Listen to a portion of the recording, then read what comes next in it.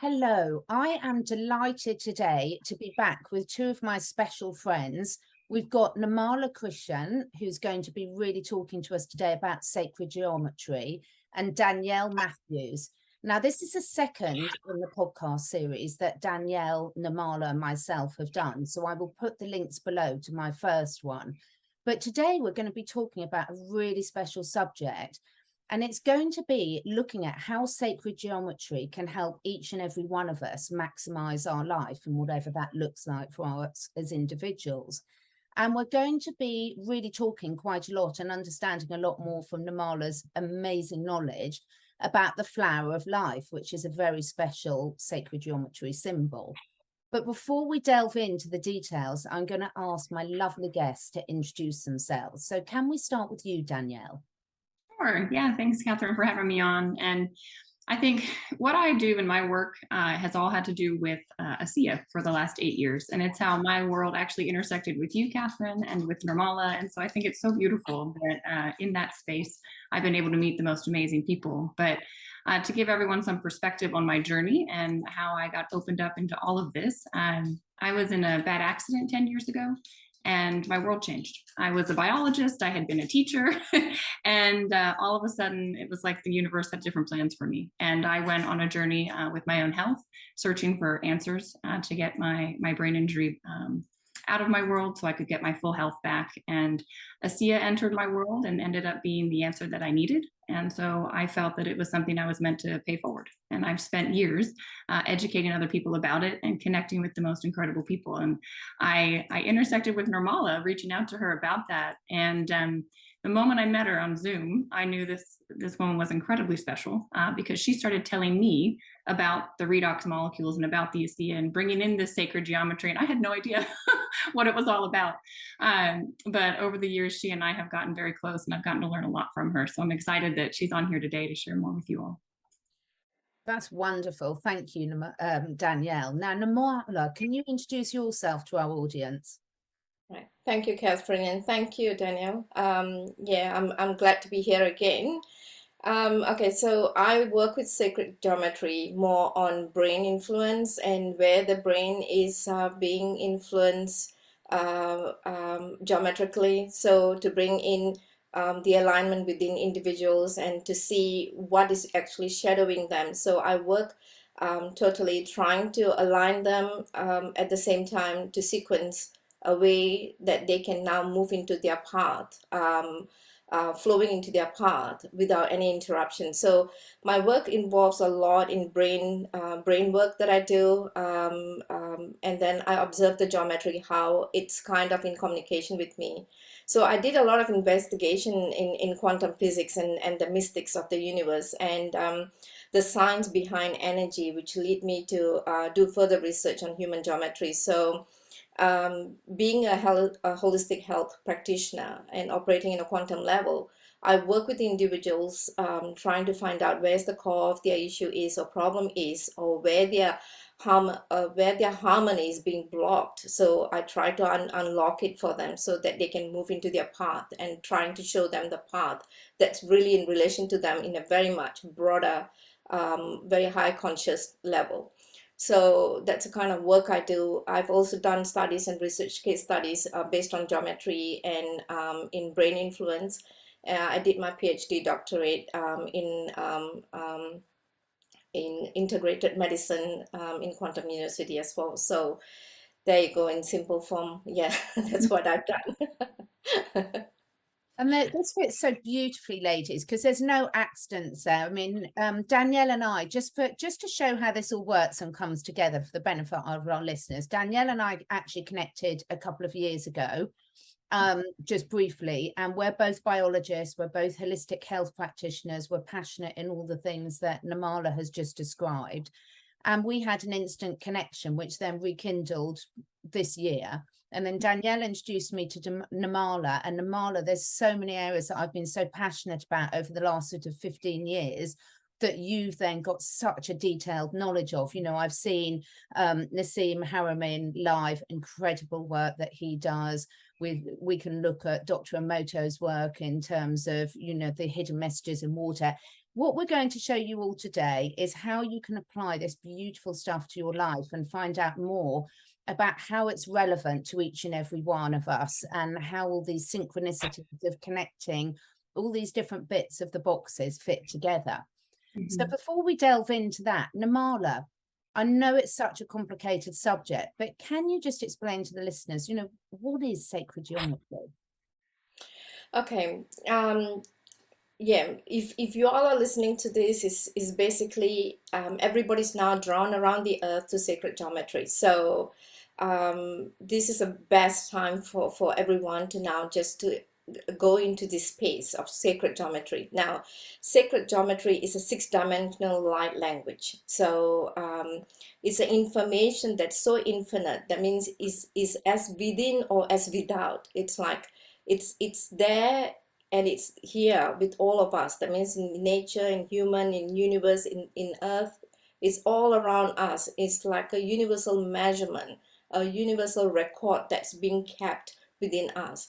So in short, we can't exist without the sacred geometry. Everything is measured, everything is aligned, even from how we look as humans to how we coordinate with the nature, how the planets are positioned next to each other. You know, everything is kind of in a sequence of the universal light language. That is sacred geometry. I'm just taking a little bit of time to absorb that. I mean, Danielle, this has been very powerful influencer in your life, hasn't it, since you've met Nirmala? It has, yeah. It was interesting because as soon as I met her, I thought I want to do a session with her and feel into what does it mean. And Nirmala, I hope it's okay to share. I started asking how she sees this and what it is, and she shared with me that since she was little, you know, she kind of saw light, and she saw these shapes around people, and she said she would play with them and kind of move them, and realized that she had this gift to be able to help make things start spinning. Because the way it was described to me, and Nirmala, you're going to have to jump in if I do this wrong, but she described how, you know, we're connected in. We have these sacred energy centers, right? Our chakras, and each of them has a specific type of geometry, a specific shape, and sometimes they're not flowing. And that's how she's able to know, okay, where is it that this person is, as she said, isn't in harmony, and how can we shift that to get that flowing? And then life just kind of opens up. And it's so beautiful. I'd never heard anything like that. You know, I'd studied yogic philosophy. I knew about the chakras, but I didn't know about this geometrical piece and how it all kind of flowed together. And I certainly didn't know anyone that could see it and interact with it and help kind of click it in. So, you know, your life can get into a flow.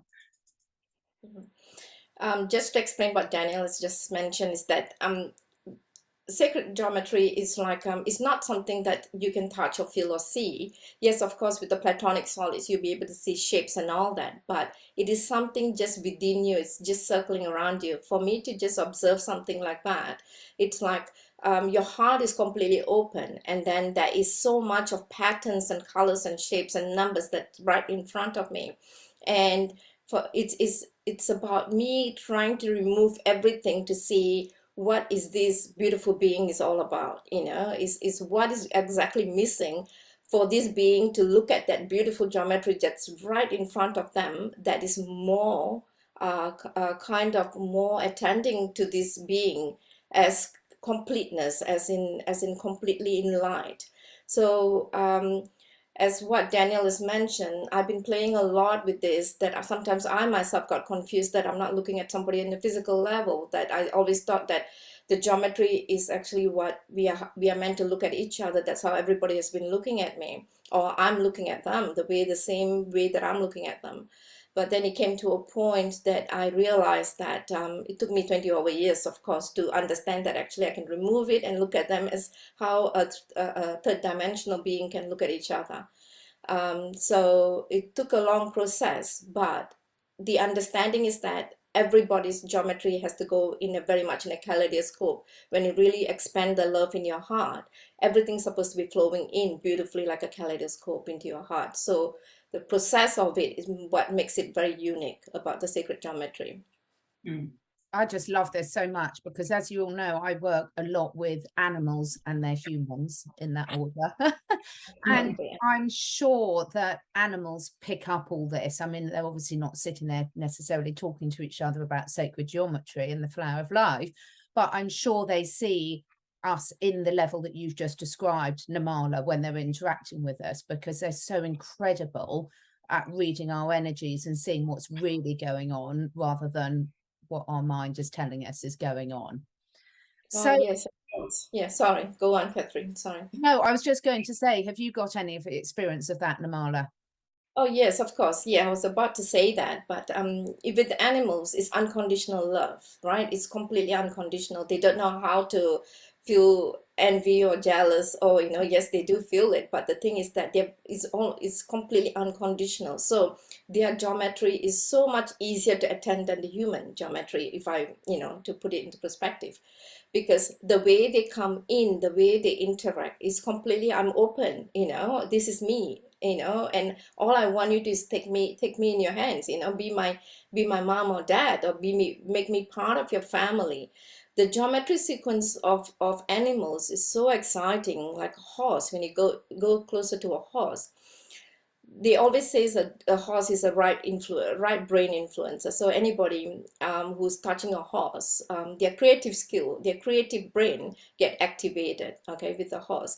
But when you look at it in geometrical sequence, it's a beautiful way that it flows. The way it flows is like around your crown all the time. It's like you don't have to make any adjustments immediately. Any humans getting in contact with the animals, their crown is where it start working through, because they come, as I said, the love is the huge topic when it comes to geometry, and animals give them unconditionally. They're so openly. So humans' acceptance to it, the minute they accept it, and that's a reason the geometry between owner and the pet, even though we're calling it a pet, the pet is the one that is having ownership to the having ownership to the person, than the person having ownership to the pet, when you really look at it, because their geometry is so much holding, so gripping, that you are listening to the pet more than the pet listening to you, because you understand every movements of this animal, the sentient beings, and how they're moving and doing everything, because their geometry will be so much locked with the human mind. So there is the entanglement, beautiful entanglement that happens through the silver cord in that space. So it's easier to identify the geometry sequence, or align the geometry sequence with animals than humans, in other words. So it's easier to work with animals than humans. That's what I'm trying to say, but not in a bad way. But I'm just literally saying that's how open animals are, the sentient beings are. Yeah, no, I'm with you 100% on that. And I think that would be a really fascinating topic for another podcast. But today, from our first podcast, we've had a lot of questions and a lot of interest about the flower of life. So could you introduce this to us, Nirmala, and explain what it is and why it's something that should be so significant to all of us? Okay, before I even start that, Catherine, I really have to bring this out to you in your podcast. The last session when I was doing this podcast, after that, the number of people who booked sessions with me, incredible people I saw. It seems like they're very much, so much geometrically aligned with you. They were talking your language. They were so much aligned with you. So I can see how they were so connected to you geometrically. Like, I felt like I'm talking to you. Every individual who booked the sessions, who came in, everyone has the same aspect, like I'm talking to you. And they also, a lot of them really, told me how much they are so much in love with you, with your podcast as well. I definitely have to say this now, because how much you became the voice, how much you were kind of highlighting a lot of things that was troubling them, or they couldn't connect to, and they suddenly found a community that they can be part of. They became something about the truth they can speak about, or something that has been wearing them down, and you became the voice for it. So for that, I think a lot of them were so grateful, and I think I need to share that gratitude with you.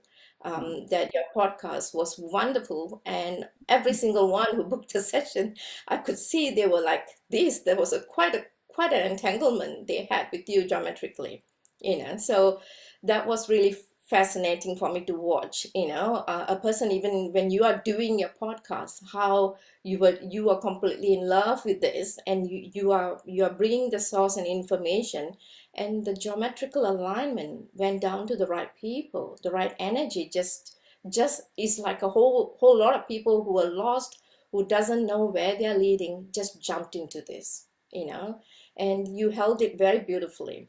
All right, so I just have to mention this before I go into the flower of life. All right, so I'm really Thank grateful. you. Oh, thank you so much, because we really have got such a great community, and you can see that from the interaction we get. And that means so much, because I think the reason we're doing this, and we're doing this today, and we've connected so much, is because we are also open and curious and want to really help people really live the best lives possible. And so when people do reach out like that, it's really special. Thank you. All right, thanks, Catherine. Okay, to start off with the flower of life. Now, when I'm doing a lot of geometrical, talking about geometries and all of that, it seems like I just go away someplace and come back. Sometimes my eyes are not on you guys, so don't take me wrong. It's just that that's how I flow, right? Because I'm following something here, and I'll look down, look up. So sometimes it's just the flow of that energy is like that. So the flower of life, even when I'm mentioning it, my heart is expanding so much, because in the last 2 days, it's all about the flower of life. And for the audience today, if they are going to listen to this, there's something remarkable that's shifting in every one of you right now as we are speaking, right?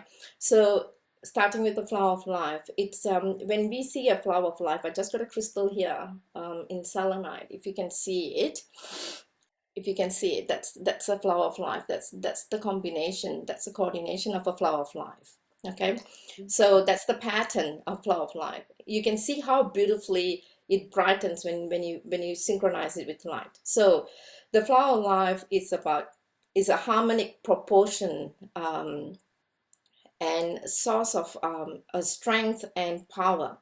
So if you are holding a flower of life right now, the geometry is all about the harmony proportion that you're holding, not just for yourself, for earth, for universe, for nature, and everything around you is kind of changing at this very moment.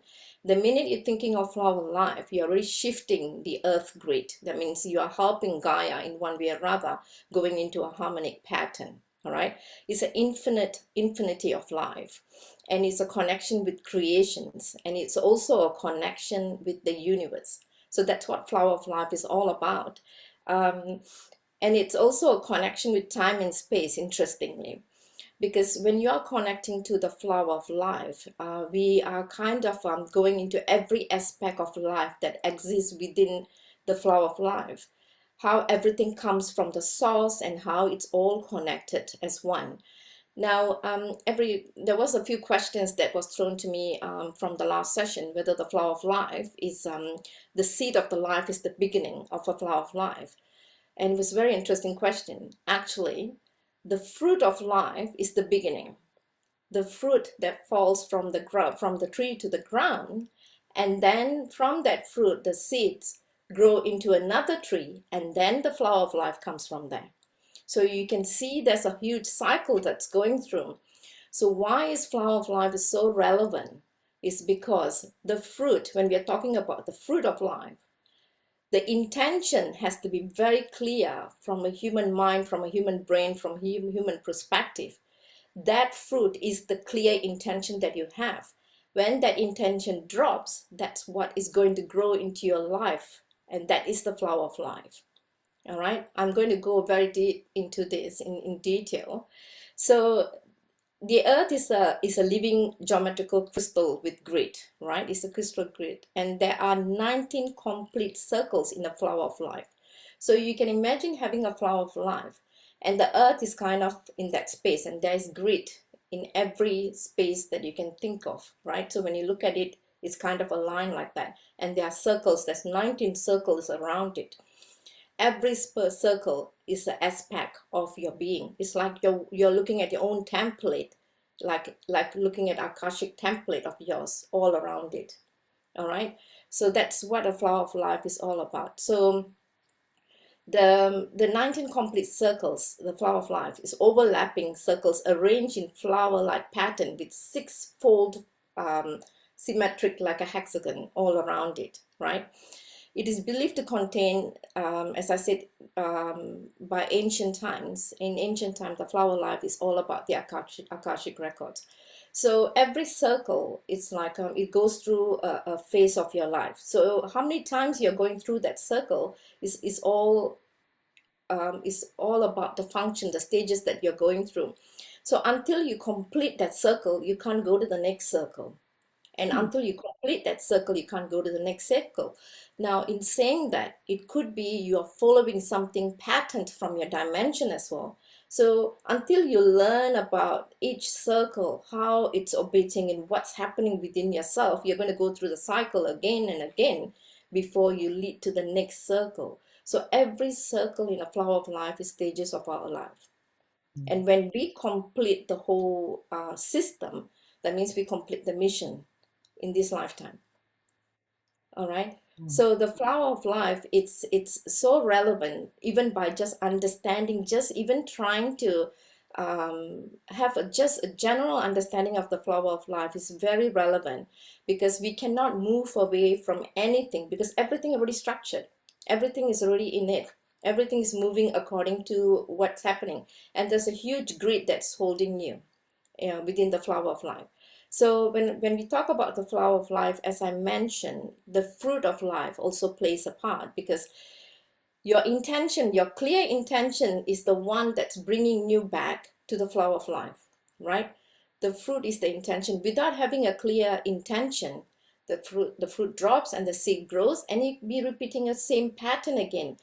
And instead of moving from one stage to another, you are stuck in a stage because you're not clearly representing a clear intention.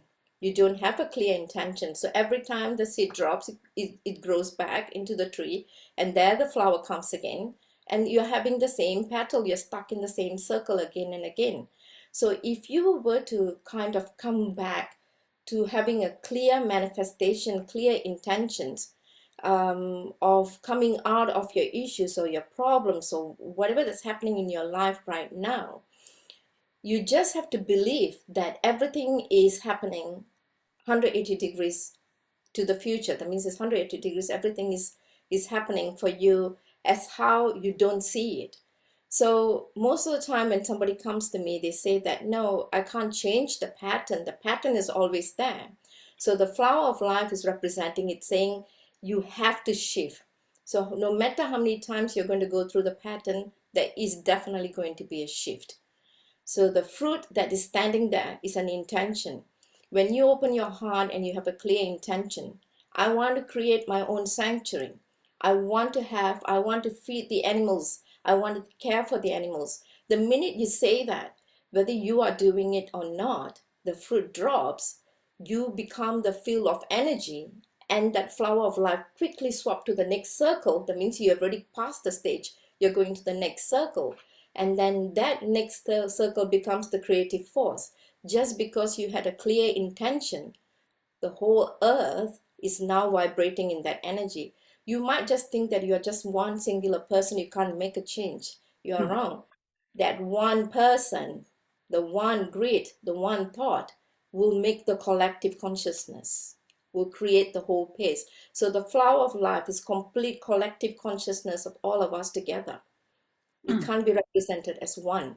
All right. Even though we all hold one circle to each other, we all representing the flower of life, but it's a whole loft of the grid that we are holding together. All right. So the intention has to be very clear from where you are standing, where you're holding. Don't hold on to that you're powerless. Don't hold on to the sadness. Don't hold on to the grief. Move your stage. Move to the next step of your life, and then let the fruit drop, and the new seed that's growing now to create the flower of life, that's going to be beautiful. Because with the flower of life, it has got its life in it, right? So it is going to bloom as far as it can, and it's going to expand as far as it can, and then it'll dry, and then it'll fall, and then we restart again from the fruit of life again. Okay, it's a huge topic. It's got numbers, it's got colors, it's got algorithms, it's got anatomy, it's got a lot of things. Then I have to run a whole workshop here. So I'm trying to make it very general, very simple, by saying that the flower of life, it's all about the belief of your clear intention that you are creating. Whatever you are creating right now for the fruit to drop, to become, to grow, to get the seed to grow into the tree. Sorry, I'm mumbling here, sorry. For the fruit to drop and the seed to grow into a tree, that is your energy you're pushing to the whole Gaia, you're pushing to the whole earth, you're pushing to the whole community. And every one of you are playing a part in that, which is very, very relevant. And I really wanted to bring it because in the last few weeks or a month, I'm seeing a lot of things that resonating with the flower of life. And if everyone can understand, at least understand it, they know that just by having the understanding that the grid is always there, the light is within there, and we are holding it, we are just holding it here. It's all in our heart, it's in the placement of our heart. If we can put our hands there and say, this is the flower of life, and this is what my emotional intact is, and this is where I'm going to release myself and grow into happiness and bring the delight to myself, to my family, for my love, to the earth. That's all you're doing. All right, it just start manifesting. How many of us have manifested a lot of things even without realizing, just by a very clear intention? Yeah. So just to explain a little bit about inside of the flower of life, the cycles of the experience happens within the circles that merges and manifests essence of creation, which expand the experience of learning to understand the flow of the next stage. So if you're stuck in one stage of that circle, because it's not because you're stuck, it's because you're doing a learning. Maybe you still haven't learned from that experience. So the experience is repeating itself again and again. So I know so many people come in front and say, I made these changes, I've tried this and I've tried that, but nothing is changing. It's because the pattern is repeating itself. So the circle is kind of tilting, I mean, it's kind of circling, it's kind of going in a circular motion, but there is no grid to it because nothing is changing in you. So it's got no reason to stop. So it's just going in a circular motion. The minute you change your pattern, the minute you change your life, the minute you change your thought, you're jumping to the next circle because this experience is done. All right. Do you ladies have any questions? Oh yeah. Oh my gosh, yes. This just got, that's why I was frantically trying to scribble a few things down. So you go first, Danielle. Yeah, well, it's so interesting. Both of you know I've been working on this ebook, right? And I've been sharing like what I've learned on my journey with spirituality. And it is so crazy to me, Nirmala, because what you're describing is like what I wrote, but in totally different language. Because to me, it's always been about observing, like so stepping back from life and looking, okay, what's showing up? How am I interacting and reacting to it? And realizing that it's happening for a reason. And so like you're describing, it's like you're in this circle, you're in this pattern. And the way I've always seen it is, yeah, it's like I'm being challenged again and again and again, and it's kicking up something within me. And until I deal with the thing within me, it's like you can't break free. And so the way that I like have learned to break free was through meditation. It was yoga nidra. And what was so beautiful about this type of meditation is that you put an intention. And the way it was described to me when I learned was like you drop a seed when you're in this meditative state, because you can get into the subconscious. It's like things are more fluid. It's not so as solid as it is when we're in the conscious state. And you drop in this intention and then it starts to manifest. And so as I'm hearing you say, like, that's the fruit that you put in. So then you can move from, this circle on to the next, and realizing that like it's all there to serve us. Like life has always flowed in this way. For me, it's like every challenge has led to like the next beautiful thing opening. And to me, what I'm hearing you say, it's like, it's so empowering to know, like having this knowledge. To me, it's like, well, then it's all just a beautiful game that's designed for us to raise ourselves. And then I didn't even realize how it's all connected then to one another, and universally how we're then shifting things. And so the question I had for you is, well, how do you help people who are in, this and wanting to move to this? Like, how would you tell people to then apply, like, knowing now what we know? Is it in a meditation? Is it writing things down? Like, what is it that helps create that fruit that, leads into us moving into the next Okay, piece? it's a very good question. Every individual is different. Every individual who's going to come in front, everybody's going through their own motions of life. All right. So, and being in this third dimensional earth, we are kind of we have our how do I say, we have our pattern, we have our procrastinations, we have our hold as well, and we have our security, we survival and everything. So the minute we are in a survival mode, I find that a lot of people find it very difficult to move. They find it very difficult. Even very interestingly, it was through Catherine's podcast the last time, I came across a lot of beautiful individuals came for my sessions. Amazing energy they have, and some of them I brought them under the ocean, some I brought them under the into the tunnel, and and some wherever I could represent elements, I brought them in according to what their geometry is. I find that they had amazing energy, and there's a lot of them who just went through that, and they say, okay, this is me, I'm stepping in, this is what I'm going to do. And I said, okay, done, okay, job done. Well, so they are moving into the, and it excites me when I see them in that way. But there are a few individuals who are beautiful, amazing energy, even for myself to witness. I had to step back and say, wow. And I'm just wondering, are they realizing who they really are? I saw people, beings who are from ancient, that, in connection with their dragon self, with their unicorn self, to that extent that I found them beautiful, amazing. Unfortunately, they are contained or content with what they're doing right now, that they cannot move because they don't want to move. Basically, it's their journey. I always respect that. It's their journey. It's about showing it, and after that, it's up to them whether they're going to make the next stages of their life or they're going to move. A lot of them do move back and hold themselves, basically because they don't feel secure. They do feel that there's always a fear.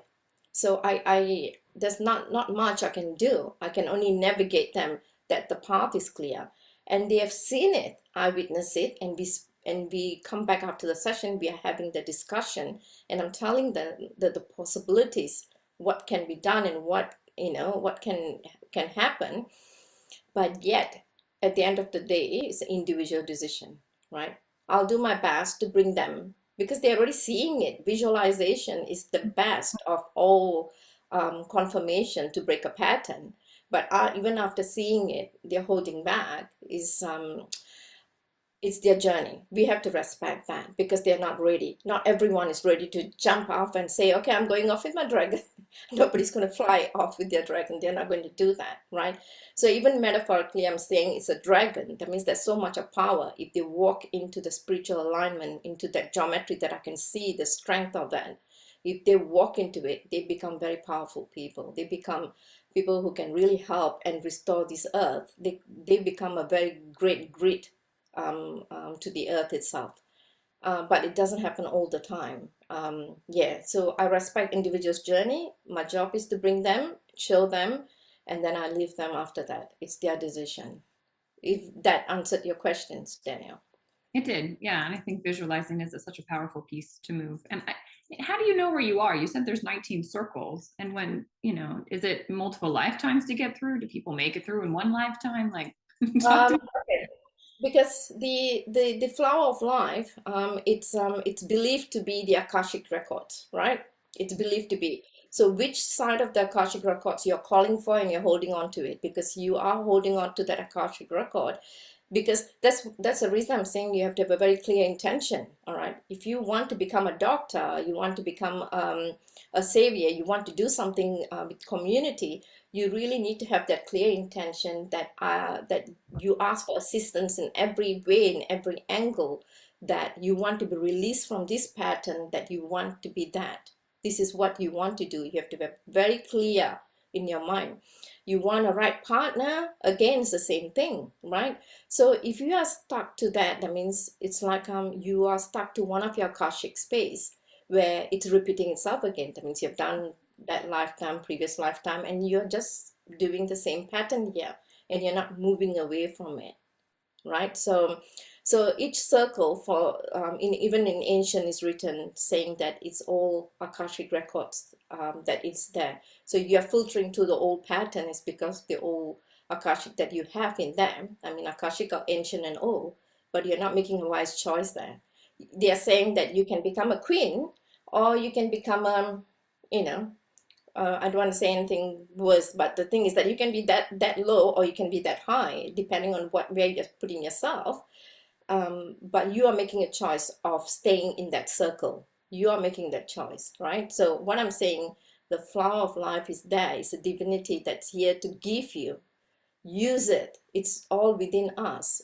Focus on the flower of life, and then go and create a clear intention and break the pattern, and then go into the next stage of your life. The minute you go to the next stage of your life, you'll try to move completely and go into the circle, and you'll finish. Yeah. Wonderful. I've got a question that links into this. So we've opened out. I can't stop smiling about this. I agree with everything you just said, Danielle, as well. So with you saying about setting the clear intention, I've done another series on my YouTube about manifestation. How does the emotion? So everyone knows I love Joe Dispenza. So he talks about where you've got a clear intention with an elevated emotion. Will that help that food drop and take seed quicker if you combine it with the right emotion with your intention? So is that question for me? Yes, sorry, Nirmala. Yeah. Okay, sorry. Okay. All right. So I love Dr. Joe Dispenza, Dr. Nassim, Dr. Bruce Lipton. They're beautiful, amazing. Yes. So your emotions. So how Dr. Joe Dispenza explains is that when you are doing it, he says that don't do it like, okay, I want to become I want to have the best partner. I want to have a beautiful relationship and all that. So don't say that, don't just go by saying it. He says that you have to act it. You have to, I know Dr. Joe Dispenza spoke about the movie, Mind movie, or, it's like you go in and you start acting as one. That means you already have a partner, you're holding his hand, holding her hand, and then walking in the beach. So he says that put that into your feelings, put that into your emotions, so that you are feeling, you're kind of altering it. So that's how Dr. Joe Dispenza. So putting your emotions into it is so important. So you're not just walking and say, I want that. You're saying, I've already taken this, I'm feeling it, and it's so beautiful, I'm holding it in my hands, if it makes sense. Yeah? Absolutely. It's a bit like nurturing your garden. I'm doing all my herbs and everything as we speak. The more you put the love into it, we know that more they're going to flourish. Yeah. Yeah. So that's what exactly he meant. Dr. Joe meant as what you're saying. So the intentions coming with the emotional relation to it is very important. That's why that means we are coming out of the pattern to think a little bit different, because every time we go in fear, we say we want a great wife, and then when we go in front of someone, even before seeing someone, you're already creating these blockages. This is not going to happen. It's not going to happen because you already said it's not going to happen, right? Even though it's meant to happen. But when you're walking in and you're looking at it and you're opening up I'm not saying you have to choose the person who's sitting there, but if you go with the open heart, that you want to make this person a friend, not even a relationship, just a friend, you already opened your heart. Then you can see something's bringing you there. So the emotions that is created in that space is friendship. That friendship can become a relationship. Yeah. Yeah. I'm thinking Any other questions? when we're looking at that. Yeah. So in terms of people I think that's quite clear with people, but I just want us to make sure that we cover for anyone listening about how they can apply this. So we're going to finish off with a meditation, not quite yet, but at the end, which can really help people. But have either of you, starting with you, Nirmala, first, got any practical tips as to how people, I think the first thing, if I'm right, is recognizing that if you're in a repeating pattern, and then making a clear intention to change that. So Nirmala, could they, if they don't know exactly what they want, because that can be a big issue for that, could the intention be at this stage that to get people started, to get those wheels moving, to actually open up to whatever the universe wants them to receive? The thing is that it's not that they don't want, they don't have anything that they could think of, or they don't know what they want. It's because of the fear. Most of the time, if they say they don't know what they want, it's because of the fear that they cannot get. So they don't even want to think that they can reach for that. All right. So what I'm saying is, just reach to the highest, and maybe you might be getting 2 or 3 levels down, and then you can slowly step up to get to where you want it to be. So have something if you don't have an intention, then you won't be upset. If you don't have something is missing in your life and you're aware of that. So you have to identify what is that is missing in your life. What is not making you happy? Identify it and then ask for it, and then reach for it. So the actual experience that you're going through, if it's so fantastic, if it's so fabulous, then you don't have to ask for anything. So if they are coming and saying that they're not sure what they can ask for, it's because they are in fear, completely in fear. That's how I'll look at it. Yeah. So the best way is always to have a clear intention. So the intention is to reach out for something, then nothing. You don't have to go and look for a whole garden. You don't have to create a whole garden in your backyard. At least go and visit a garden that's beautiful. It's still an intention. It still can be done. So the intention is very clear. So that's the reason my work has always been bringing them to know what they really want. Sometimes it's interesting because I can see so much of qualities and so much of beauty and so much they have in themselves, but they don't think they are because of whatever has been repeated or something has happened in their life. They don't think that they are more than that. So as I said, there's no high and low in anything. Everybody's in a balance, and everybody can ask for anything they want. The flower of life, the universe is opening your heart right now. Create the intention and just go and see how excited you feel when you see it for the first time. Go and experience it. Yeah. I'd say the same. It's interesting. I got certified to teach Yoga Nidra, and I used to do privates all of the time. And I'd always start with asking, what's something that's not working in your life right now? Because I felt the same, Nirmala. Sometimes people weren't clear on what their intention could be, should be, like they get all in their head about it. So I would just kind of focus on one thing. Okay, what's not flowing in your life right now? And then there was a series of questions we'd get through that would help me kind of unpack it for them and see, well, how is it that you want to interact and react with this situation, and realize it is within you to make the shift. I think a lot of times we feel that the external world is impacting us. And I just know that's not true. It's the internal world. You create on the inside, and that will shift things externally, but you have to take that ownership and decide, okay, well, how do I want to interact and be with what's showing up or what is in my world right now? And then you hold that intention. And it's so interesting with the meditation. When I would drop that seed, I can't tell you how many times I would have students come back to me and say, Danielle, it was so amazing. I'm sitting here amidst like 4 of my children, just everybody screaming, the house is in chaos. And I remembered that the intention we chose was, I am at peace amidst the chaos. And I remember the student just smiling, going, in that moment, I was just completely at peace. My world was at peace. You would have thought it was chaotic, but within me, I felt the peace. And I just started smiling, like, yep, because it is. It's an internal shift. And it's so beautiful to be able to create that and open that up. And my head is still trying to wrap around all you've shared this morning, because to me, I've always felt that there's this like core truth. And there's all these different ways. Dr. Joe Dispenza gets us there. I think Bob Proctor, I've studied a lot with him, and he talks about the power of visualization. I mean, I literally have printed out like something that I want to create in my world, and it's sitting next to me, so I see it every day. talks about the power of just writing things down.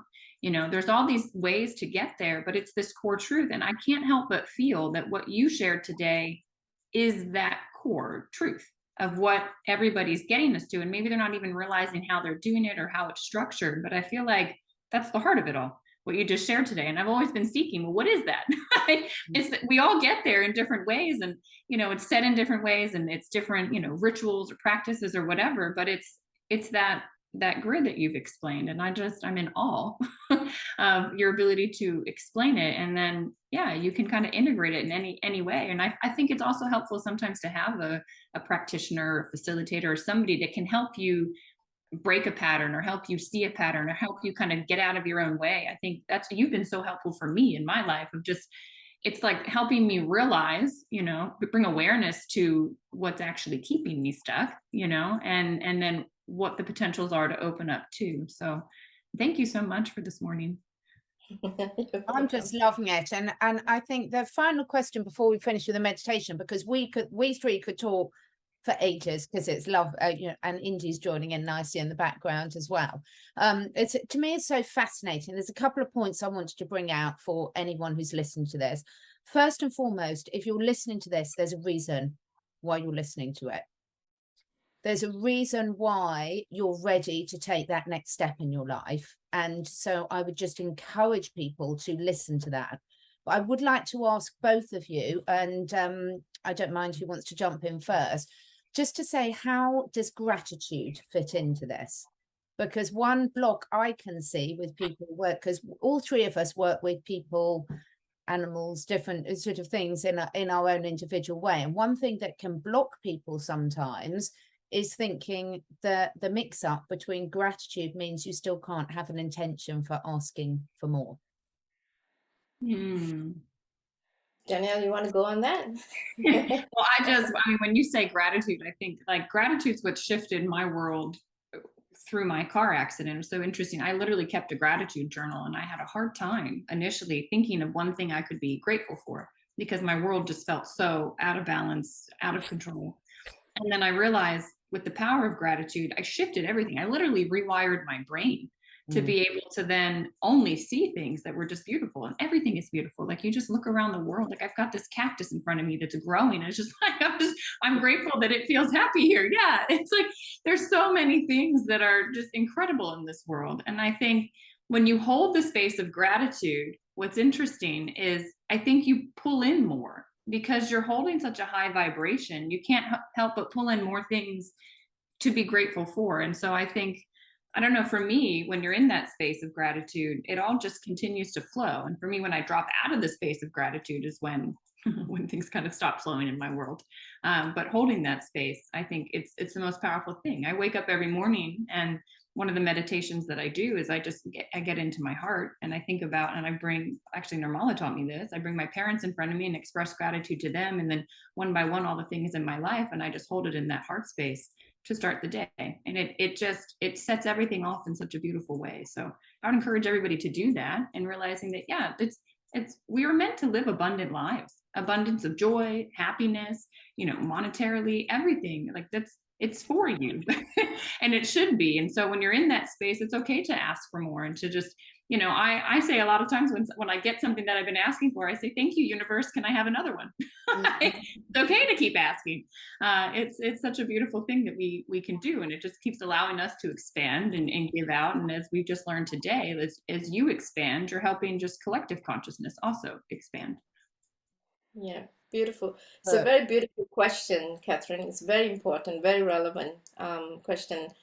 Having gratitude daily, even before going to sleep or waking up in the morning, putting your hands together and saying, I'm alive today. I'm grateful for that, you know. And before going to bed, you know, there are just three things. Think in your mind and send the gratitude for that. There's no such thing. There's nothing I'm grateful for, you know. There is food on your table. There's roof. You have to feel gratefulness for that. So the gratitude part is very relevant, and you brought a very important topic on that. Yeah. So the more you're going to say, as what Danielle says, the more gratitude is going to come to you. So, you know, so you're going to say thank you for everything. So just imagine, that means so much of great things are happening around you that you have to say thank you all the time. You know, so it's an amazing, beautiful energy that you're creating within yourself, within your space when you're doing that. Yeah. Yeah. Absolutely lovely. So yeah, gratitude journals, we're all big fans. Gratitude, saying it to yourself, saying it loud, saying it to loved ones. I'm very grateful for you listening, Indy. It's just really important. So I've loved that discussion today. We could talk forever, but Nirmala, you have very kindly offered to finish off this podcast with a meditation. Thank you so much. But before we do that, so that we don't interrupt the flow, that we can finish off with that, I would like both you ladies to tell people how they can connect with you. Obviously, the details for the podcast and the YouTube will be in the description box below. But Danielle, how is it best for people to connect with you? I would say social media. So I can give you my handles and things to put in there, but on Instagram, it's just at Danielle Matthews with, you know, the underscore at the front and the end. And you can get links to ebook, yoga nidra sessions. You know, my website is on there where there's free ones that you can go and listen to and experience that for yourself. Brilliant. And Nirmala, through your website, is that best for you? Yeah, that's the best. The quantumartmedicine.com is the best way to connect with me. And I do have a social media. It's Nirmala Quantum Art Medicine. So if you can find me in Facebook, yeah, I'm happy to connect with anyone through social media. Yeah, Wonderful. The more connection, the merrier. Yes. So all the links are always in the description below the podcast in the video. So please do connect in with these wonderful ladies. Nirmala, are you happy to close us out with a meditation? Of course, yes. It's going to be beautiful. All right, the flower of life, as I mentioned, is all around the place. This meditation is going to be part of it, but I'm going to use, just to explain a little bit, I'm going to use the hexahedron. As you can see, this is a pyrite. This is how it's formed underneath the earth. How beautiful the universe has created this. When the miners blow this up, you can see how it's created, and you can see a baby pyrite around here as well. All right, so we are talking about coordination and all that. This is what I meant by sacred geometry. Look at the alignment. Nobody has to do measurement. Nobody did the shaping. Look at this, how beautifully it's designed. We are going to meditate today on grounding. So I'm going to focus on the hexahedron. That's the beginning of every geometry that I could think of. So looking at the flat surface, I just want y'all to remember the phases of it and the flat surface on top. All right. So to start off with, I just want y'all to slowly resonate in the space, sitting comfortable, making sure that you are comfortable where you are. There's not much of interruptions in a quiet space. Place your hands on your knees, palms facing up. You can go on lotus position by sitting down, or you can sit on the chair as long as your back is supported. All right, because we're going to do light breathing before going into this meditation. All right, lightly now. I want you to close your eyes and just follow my voice from here. Take very calm breathing. Close your eyes and take deep breath now through your nose.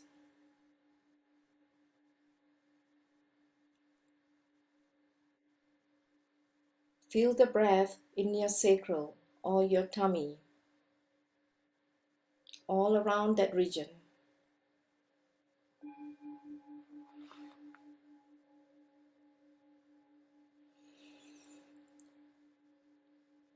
If you remember, just a while ago, I showed you the hexahedron, the beautiful sacred geometry to your root. I want you to remember that. I am placing a huge, big pyrite right before you, a red hexahedron right in front of you. I want you now to slowly walk over and sit on it.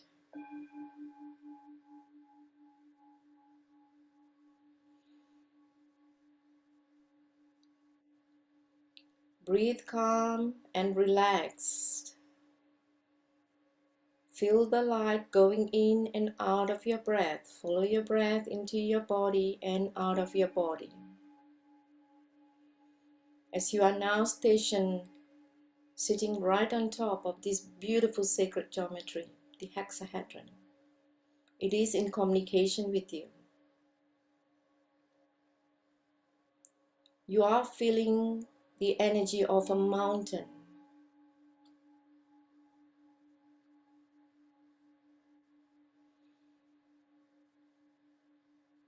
There is a warm, ruby red light at the root of your spine.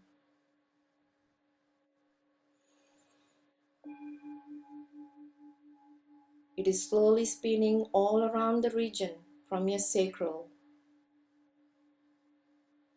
spinning faster and faster. It is now connecting to your physical body, washing off any pivots, every cell, clearing, unlocking in cellular level.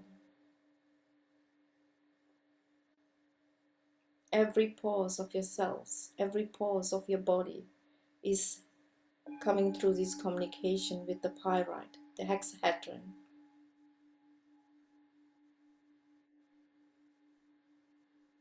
You are feeling this energy now flowing all around your body, like a spin, going all the way up to your roof, to the crown, and coming down.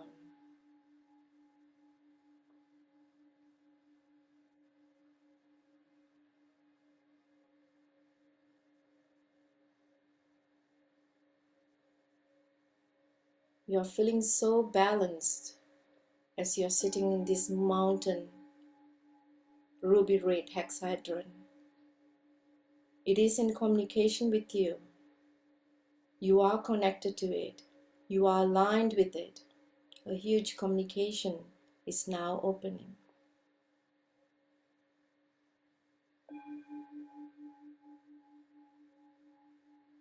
You are feeling very stable. A warmth feeling going around your body.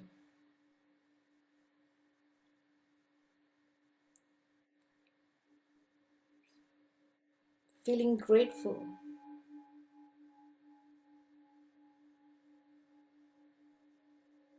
You feel very solidifying, very much solid, grounding, reconnecting to the energy, to earth and nature.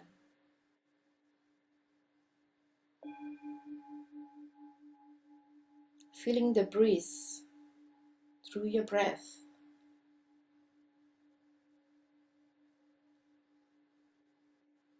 You are opening yourself to the beauty of nature. Everything is all around you, as if you are one with earth.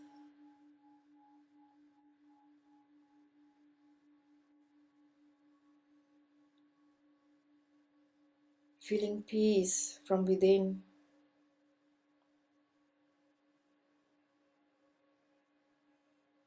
This energy is now completely one with you. I want you now to repeat, I am content. I am safe. I am healthy. I am beautiful. I am grateful.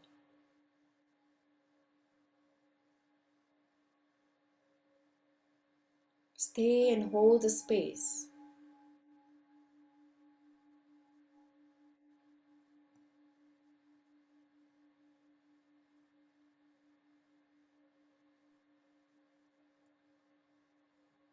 There's a huge vibration coming from beneath as you're connected to the earth. You feel so grounded, unshakable, like a huge boulder cradled by the earth.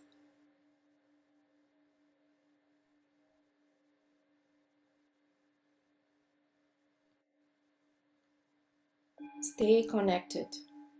Hold the space.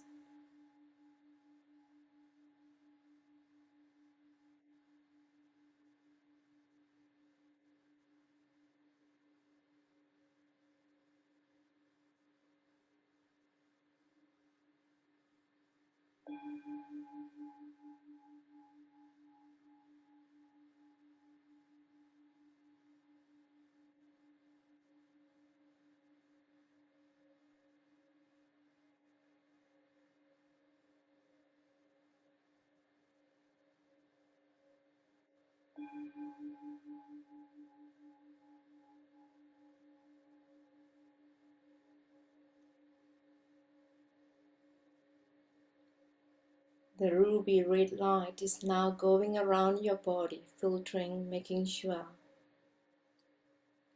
that is holding you tight in this space, as if you're holding you in the mother's womb.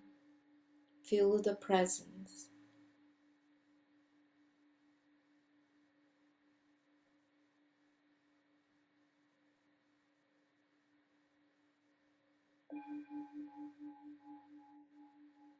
You are now safe, grounded, healthy, and ready to reach anything, everything that you desire in this lifetime.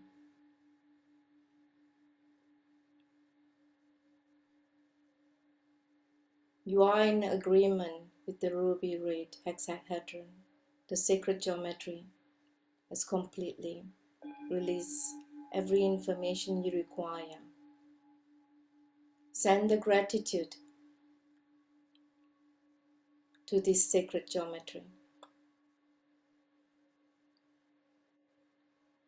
And I want you now to slowly step down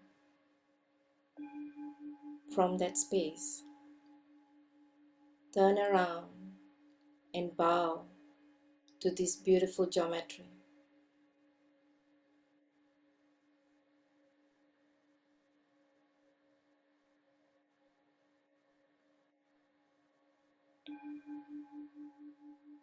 Holding the space, slowly go back to your breathing space.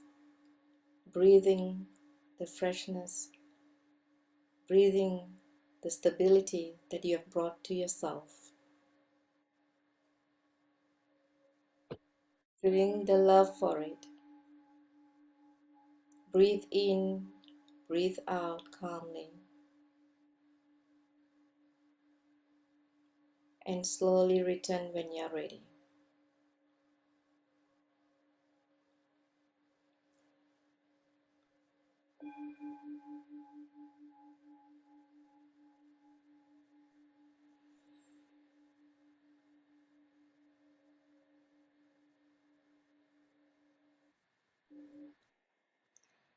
Beautiful. Thank you so much, Nirmala. Thank you so much, Danielle. And thank you so much for listening. I'm sure we will be back for more.